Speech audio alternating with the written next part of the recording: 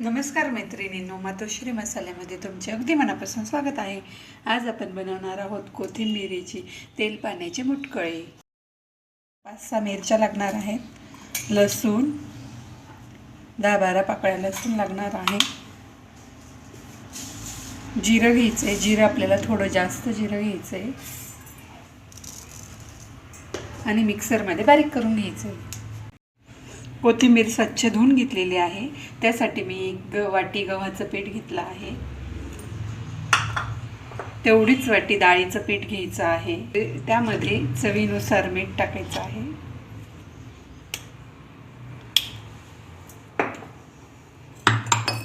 आपला मसाला रेडी आहे तो टाकायचा।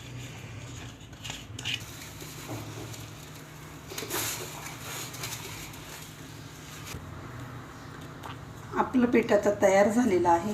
कढईमध्ये मी 3 ग्लास पाणी आणि 2 पळ्या तेल टाकून घेतलेलं आहे।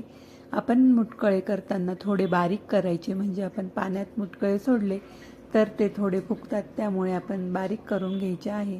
आणि मुटकळे टाकून झाले की आपण कढईवर झाकण ठेवून 10 मिनिटांसाठी मुटकळे शिजू द्यायचे। आपले तेल पाण्याचे मुटकळे तयार आहेत। त्याच भाज्या खाऊन आपल्याला जर कंटाळा आला असेल तर आपण ही रेसिपी नक्की ट्राय करून बघा। व्हिडिओ बघितल्याबद्दल धन्यवाद।